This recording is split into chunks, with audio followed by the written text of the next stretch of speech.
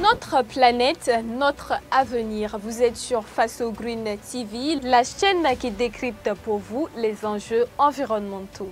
De la forêt tropicale aux grandes plaines, en passant par nos villes, l'environnement est au cœur de nos préoccupations.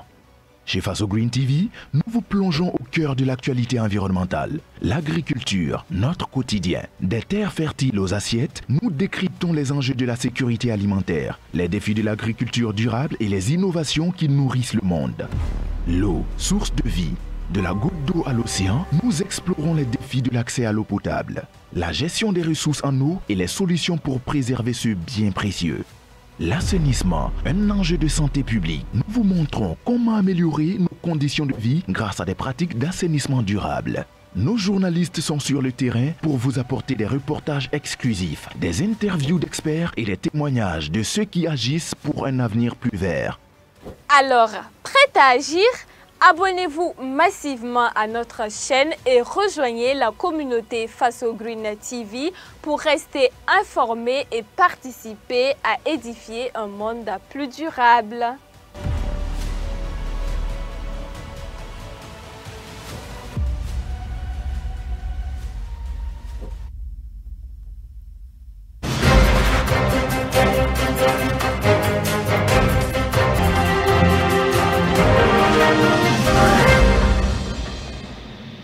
Au sommaire de cette édition, nous revenons sur le déguerpissement des commerçants sur la route de Quatrayar le jeudi dernier.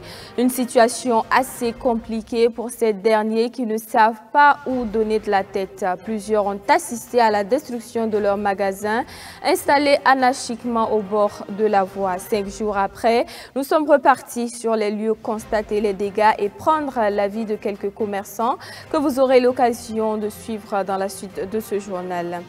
Puis nous nous intéressons également à la vente de poubelles, une solution pour permettre aux populations de gérer sainement leurs ordures. Ces poubelles sont faites à base de barils en plastique ou en métallique. Cette activité est une source de revenus pour ces vendeurs à qui nous avons tendu notre micro. Des détails à suivre dans un instant. Je vous le disais à l'instant, c'est un jeudi noir pour les commerçants de la voie du marché de Quatrayar. En effet, le 30 janvier dernier, ceux-ci impuissants ont assisté à la destruction de leur installation au-delà des limites imposées par l'autorité communale. Entre tristesse, amertume et désespoir, cette journée restera gravée dans la mémoire de ces commerçants de Quatrayar. Après le passage de la police municipale, une de nos équipes est allée faire le constat pour vous. Suivez cet élément de Koukoumiesu. Un jeudi inhabituel pour les commerçants sur la voie de marché de Quatrayar. Ils ont été témoins impuissants de la destruction de leur installation au-delà de la limite exigée par l'autorité communale, disent-ils. Cette date du 30 janvier 2025 restera inoubliable pour eux. Au départ, ils nous ont dit de reculer d'1 mètre du canal et c'est ce que nous avons fait. Il y a 4 jours, ils sont revenus nous dire de ne plus déposer nos affaires sur les dalles, ce qui a été fait également. Et voilà qu'hier, à notre grande surprise, ce sont les machines que nous voyons en train de détruire la devanture de nos magasins. Même hier, là, on n'a pas d'eau au mairie, là, mais là-bas aussi, ils ont dit que non, qu'eux-mêmes, ils n'est même pas au courant. Ils ne savent même pas c'est pourquoi. Pourtant, c'est leur élément qui est venu ici. Si on avait eu information, là aussi, nous, on peut comprendre. Sinon, comme c'est là, on ne comprend rien. On ne sait même pas c'est quoi office. On ne sait même pas c'est comment. S'il peut donner les gens là, les dates, donner bon, les jours à venir, et on va venir faire comme cela. Donc, vous aussi, on peut programmer, enlever. Mais si c'est une surprise comme cela là, vraiment c'est trop compliqué. Pourtant, aller là même vous-même, vous voyez qu'il n'y a même pas marché. Hein, tu peux faire quelques jours sans prendre l'argent. Et puis ils vont venir casser comme cela, partir. Cette voie, très empruntée et reliant les quartiers Kapala et Sabar, est devenue un lieu par excellence d'installation anarchique de la part de certains commerçants et habitants. Une situation qui n'est pas sans conséquence sur les ouvrages comme les canaux d'évacuation. Il n'est pas rare de voir certains bars utiliser une partie de la chaussée comme parking. Bien que des opérations aient déjà été menées par la police municipale pour libérer la voie, Ces commerçants continuent à occuper l'espace et regrettent de ne pas avoir été informés en amont.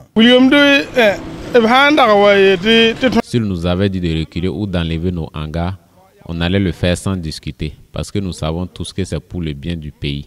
Mais venir faire de la sorte là, c'est comme s'ils nous faisaient la force. Et ce n'est pas bien. Au lieu de nous encourager dans notre travail, voilà ce qu'on subit. Vraiment, nous sommes déçus. Limité. Ils sont venus faire la délimitation et la majorité des commerçants ont respecté cela. Mais même si ce qui est fait n'est toujours pas dans vos prescriptions, ils auraient encore dû communiquer et nous dire de reculer davantage.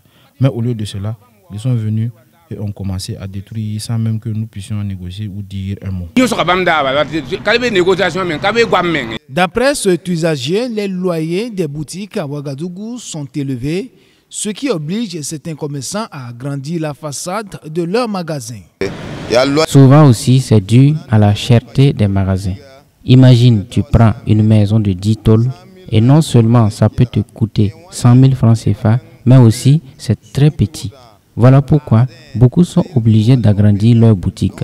Nous demandons au président de voir ce côté-là en diminuant les prix des maisons, car c'est trop cher. Aujourd'hui, une petite maison de 10 tôles peut te coûter 60 000 francs CFA ou même 100 000 francs CFA. C'est difficile. Cette initiative s'inscrit dans la stratégie du gouvernement visant à désengorger les routes. Après l'étape de Quatriard, les opérations se poursuivent. Le ministère en charge de l'environnement à travers la Direction générale de l'économie verte et du changement climatique aide les acteurs de la transformation des produits forestiers non ligneux dans la valorisation et la commercialisation de leurs produits, et ce à travers une vitrine PFNL qui leur est dédiée.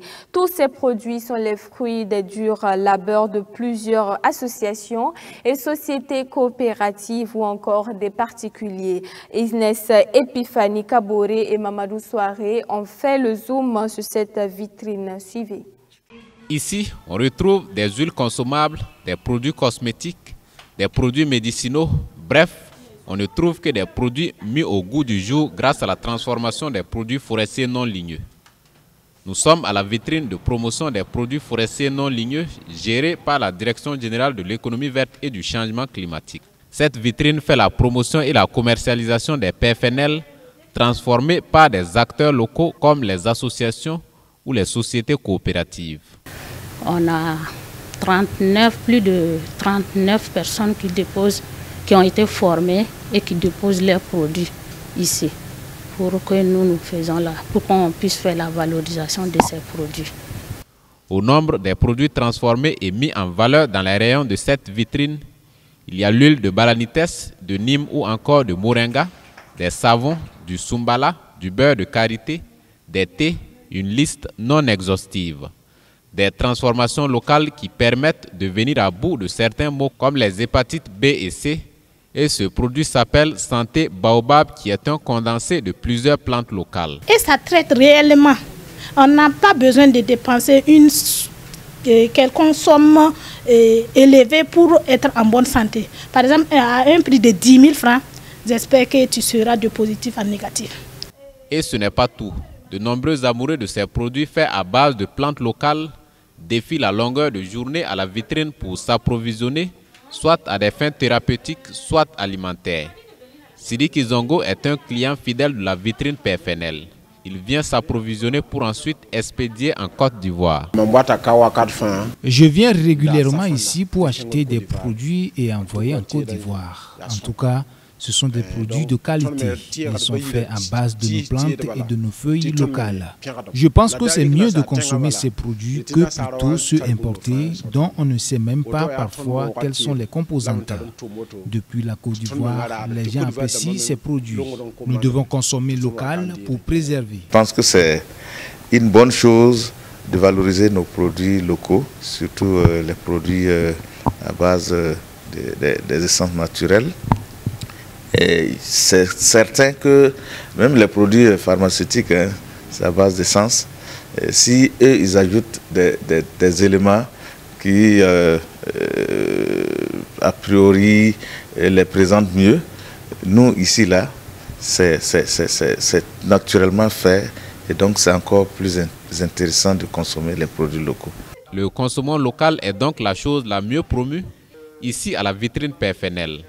Ces promotrices invitent les Burkinabés à consommer de plus en plus les produits du terroir. Pourquoi ne pas consommer ce que nous produisons, surtout le beurre de karité?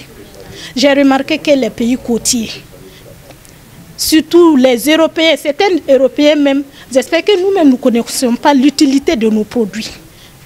Parce que nous sommes ici, on voit des personnalités venant d'autres pays qui viennent payer nos huiles et qui les apprécient. Moi, je lance un appel à tout un chacun de consommer ce qu'il produit.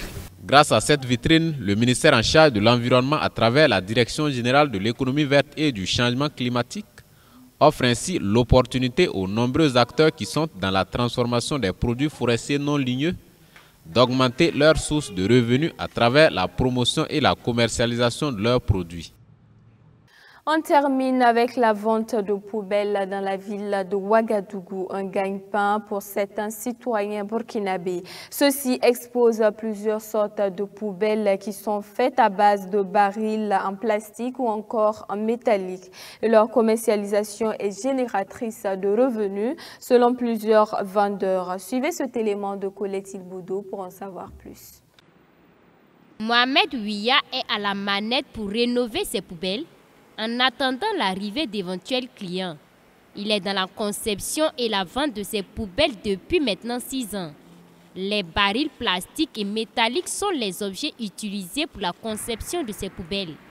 Il y en a plusieurs, dont les prix varient en fonction de la taille du baril et de la qualité. Je suis dans la vente des poubelles il y a 6 ans. J'utilise les barils en plastique ou encore en métal pour la conception. Je travaille avec des soudeurs qui font la toiture pour moi. Ici, il y a plusieurs sortes de poubelles qui sont en attente de la clientèle. Les prix vont de 17 000 à 45 000 francs. À l'image de Mohamed Ouya, on retrouve dans plusieurs artères de la ville de Ouagadougou de nombreuses personnes qui ont pour activité quotidienne la vente des poubelles. C'est le cas de Bourema Ouedraogo et de Ilias Bagnan. Ici, nous vendons 4 modèles de poubelles. Il y a celles de 200 litres et 230 litres entre autres. Il y a aussi des poubelles faites à base de barils métalliques. L'avantage de ce type de poubelle est qu'on peut la couper et en faire 2 poubelles différentes. Les prix varient en fonction de la taille. Par exemple, celle que je tiens là coûte 40 000 francs. Et celle-là est à 35 000 francs. La poubelle qui a été coupée en 2 coûte 17 000 francs. Maintenant, la poubelle en baril métallique complet, nous la vendons à 27 500.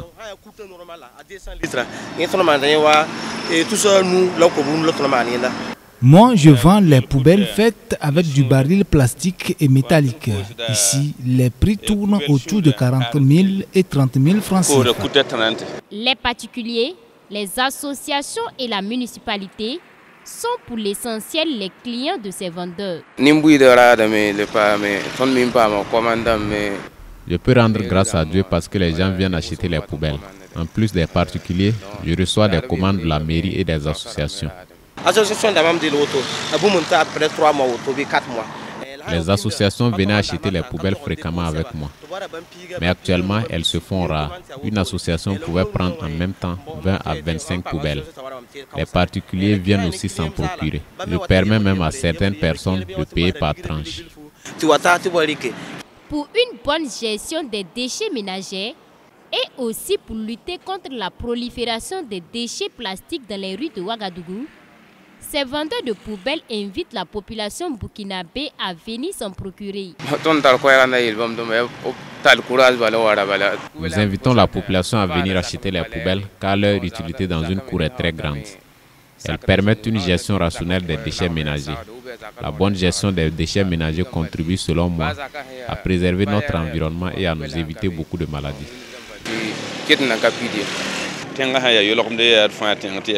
Pour éviter les maladies, nous devons rendre notre cadre de vie propre et aussi éviter de jeter les ordures dans la nature. J'invite donc la population à venir se procurer des poubelles afin de pouvoir bien gérer les ordures ménagères. La vente des poubelles est une activité génératrice de revenus selon ces vendeurs. Et la saison pluvieuse est la période où ces vendeurs font de bonnes affaires. Fin de ce journal. Merci à tous de l'avoir suivi et je vous donne rendez-vous demain pour une nouvelle édition. Au revoir.